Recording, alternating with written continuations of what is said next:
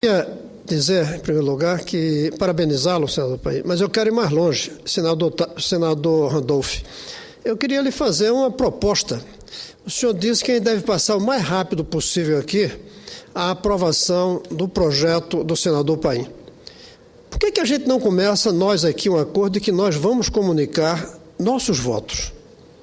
Eu, a partir de hoje, vou abrir o meu voto. Não votarei mais secreto.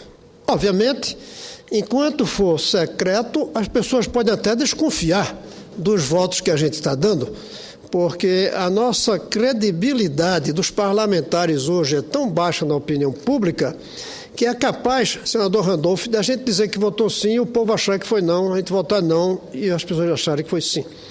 Até que, de fato, se acabe com o voto secreto. Mas eu creio que até lá, eu não vejo por que nós não podemos comunicar aqui o voto que a gente dá em cada caso. Eu vou acabar o voto secreto nas minhas votações.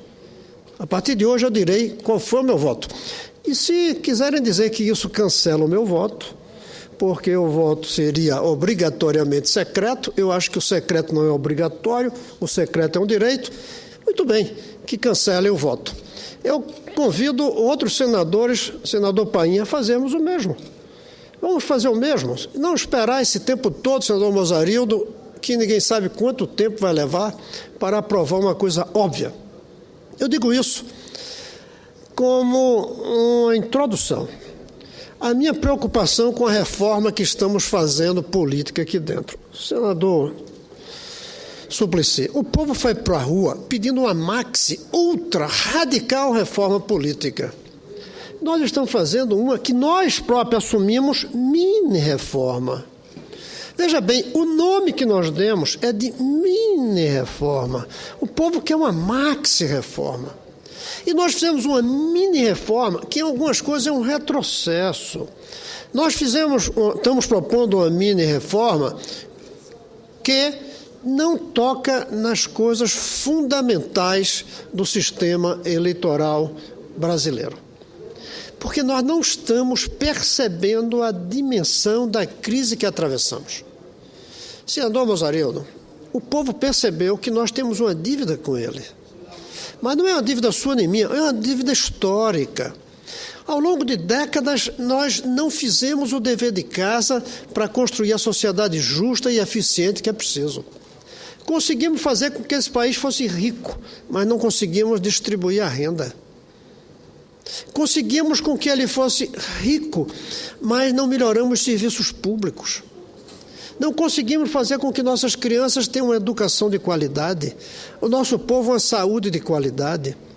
Nós criamos um débito com a população, um passivo. Esse passivo, por exemplo, que se vê sobretudo no desvio de dinheiro pela corrupção. Tanto o desvio para bolso privado, que é a corrupção no comportamento dos políticos, como aquele desvio disfarçado, que é a aplicação de todo o dinheiro numa obra que não é o que o povo quer, que é a corrupção nas prioridades. Nós fomos criando um passivo, senador Taques, ao longo de décadas com o povo brasileiro. E o povo despertou. E hoje, além de endividados, nós estamos sitiados. O povo hoje nos sitia, nos cerca.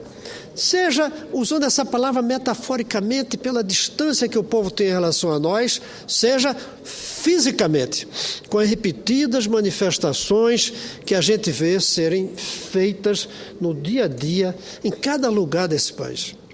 Mas como se não bastasse, além de endividados e sitiados, nós estamos desbussolados. Nós não estamos com bússola, senador. Eu sou parte disso. Nós não estamos dizendo com clareza qual é o rumo que esse país deve tomar. Até porque as nossas propostas ficaram velhas, superadas, antiquadas. Deixamos de ser aqueles que diziam, olha aqui o rumo por onde deve seguir, alguns. Olha aqui o rumo por onde deve seguir, outros. E a gente se confrontava para ver quem tinha razão. Acabou isso. A prova é que não há debates, não há diálogos, não há discordâncias quase, a não ser em coisas menores.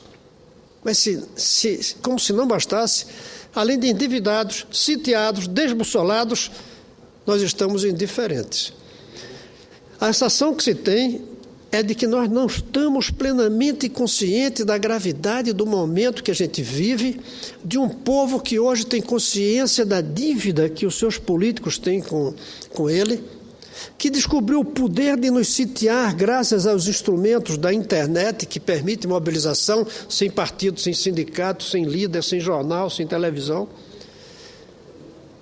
E um grupo político que, nesse momento da história, não aponta rumos claros para onde levar o Brasil. É como se a gente fosse levando com jeitinhos e sem mudanças.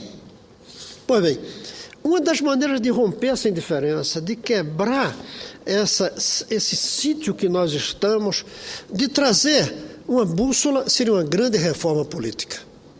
Mas uma reforma política que pudesse fazer com que o nosso povo fosse à rua e votasse com consciência para eleger políticos comprometidos. Isso a gente não faz. E, em parte, não faz pelo custo das campanhas políticas. E a mini-reforma não vai tocar nos custos. É uma ilusão dizer porque a gente vai diminuir alguns panfletos, o custo vai diminuir. O custo diminuiria se a gente acabasse com o marketing político. Se a campanha eleitoral fosse cada candidato indo na televisão, olho no olho, falando para o povo. Se cada campanha eleitoral fossem debates entre os candidatos. Mas nós preferimos manter um processo eleitoral que enriquece os marqueteiros e empobrece a consciência daqueles que participam da eleição. Era aí que estaria a maneira de acabar com o problema do marketing. Nós deveríamos fazer, como o senador Viana propôs aqui, Jorge Viana, acabar com contribuições de pessoas jurídicas para a campanha. Proibir. Pessoa jurídica não tem que se meter financiando esse ou aquele candidato. E mesmo as pessoas físicas deveriam ter um limite de quanto dá para cada candidato. A corrupção começa no financiamento das campanhas. E nós não podemos definir uma maneira nova de financiar a campanha se não reduzirmos os custos. A mini-reforma não toca nos custos com a radicalidade necessária e nem muda a maneira como essas campanhas serão financiadas. Nós deveríamos trazer, sim, para a reforma política a possibilidade da cassação de mandatos pelo próprio povo, como tantos lugares do mundo faz, com aquele nome até bonito chamado recall, rechamada. Chamar de volta para casa aqueles que não se comportam bem. Tem maneiras de fazer isso, tanto para os cargos majoritários, que é mais fácil, sobretudo no executivo, como nos mandatos também proporcionais. Há formas de fazer isso. Nós deveríamos ter uma reforma política que fizesse com que a atividade política fosse uma função e não uma profissão. Limitando, por exemplo, como estamos fazendo agora com os dirigentes de time, os dirigentes de entidades esportivas, a reeleição sistemática muitas vezes. Se vamos fazer com eles, por que não fazemos com os sindicatos? Por que não fazemos conosco também? Mexer, mudar. Quem é senador vira deputado, quem é deputado vai para casa de vez em quando, descobre que tem vida fora do Congresso. A gente poderia ter uma dinâmica diferente. Acabava com esse arraigamento que a gente termina criando por conta de viciar-se na atividade que vira uma profissão em vez de ser uma função a serviço do público. Nós podíamos ter uma reforma política muito mais radical do que essa tímida, que nós próprios assumimos chamar de mini-reforma política. Não vai bastar a mini-reforma, senador. Essa mini-reforma não vai bastar para quebrar o sítio que nós estamos sitiados, para quebrar o endividamento que nós temos com o povo desse país por não termos exercido corretamente as nossas atividades. Não por causa da corrupção, porque nem todos são, mas por causa de não definirmos as prioridades corretas, e aí todos somos culpados por omissão ou por incompetência.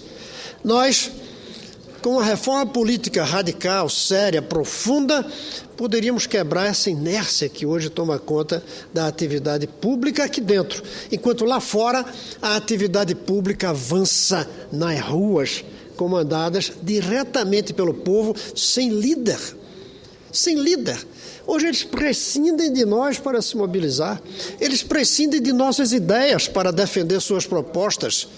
Isso faz com que nós fiquemos irrelevantes. Sem falar que os partidos, eles estão irrelevantes porque perderam nitidez tanto ideológica como ética. Nós precisamos de uma reforma radical, profunda.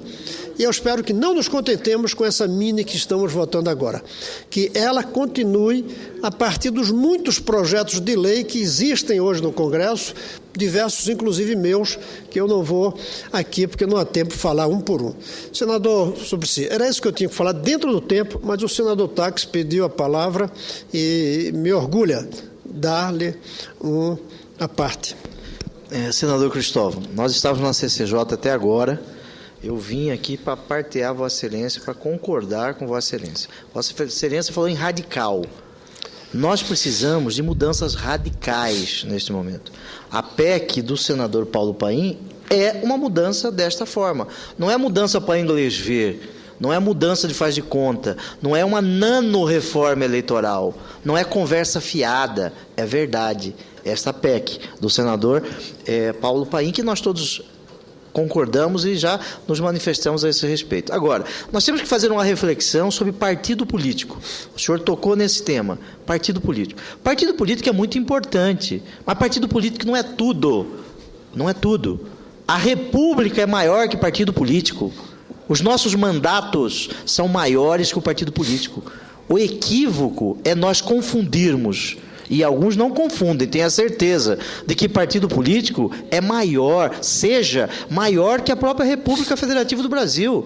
Eu sou senador da República, sou filiado ao PDT, tenho orgulho do PDT, apesar desta crise que o PDT está passando, mais do que crise. Nós dois aqui estamos avexados, para falar um termo do estado de Vossa Excelência, o Pernambuco, que Vossa Excelência hoje não é só de Pernambuco, é um homem do Brasil, é um homem do mundo. Muito bem, nós precisamos pensar isso. Partido político é menor que a República. Partido político é menor que nossos mandatos. O povo de Mato Grosso me mandou para cá em homenagem a um partido político, sim, mas me mandou para cá para que eu seja senador da República, defendendo os interesses republicanos. O interesse republicano chamado republicanismo, o dever fundamental de ser honesto, a honestidade cívica, de lutar por princípios previstos na Constituição da República. Por isso, o artigo 53 da Constituição nos dá a liberdade de opinião. Liberdade de opinião. Está lá no caput do 53. A fidelidade partidária está no artigo 17. A Constituição determina que, em sendo o caso, isso esteja no regimento interno, no estatuto do partido. O mais importante é a República. Para mim, eu sou senador da República. Eu não sou senador de partido. Muito bem, senador. Eu creio que talvez seja isso que esteja faltando na reforma. Em vez de uma mini-reforma política, uma reforma republicana, na linha da proposta do senador Paim de acabar o voto secreto. Mas existem muitas outras coisas que precisamos fazer para que a reforma política seja a reforma da construção da República Brasileira. Essa que está aí não vai ajudar nessa direção de fazer uma república que sirva ao povo. Nós estamos fugindo da República. O senador Tacks falou que a República é maior do que o partido, mas alguns políticos acham que o partido é maior. Eu vou dizer pior. Alguns acham que o bolso é maior do que o partido e que o partido é maior do que a República. A gente tem que inverter isso e colocar o bolso fora. O bolso não é a finalidade de quem tem vocação pública. Aí tem muitas outras atividades que servem a isso dignamente, como a atividade empresarial. Aqui é a República que deveria ser a nossa chefe. É a República que deveria ser o nosso comando. É votar em nome da República que faz com que o voto aberto seja a maneira mais correta. O voto secreto não é republicano. Por isso, senador Paim, muito obrigado pelo seu projeto, que eu espero que comecemos a praticar desde já, antes mesmo da aprovação da reforma. Era isso, senhor presidente. Fala com ele. Meus cumprimentos, senador Cristóvão Buarque.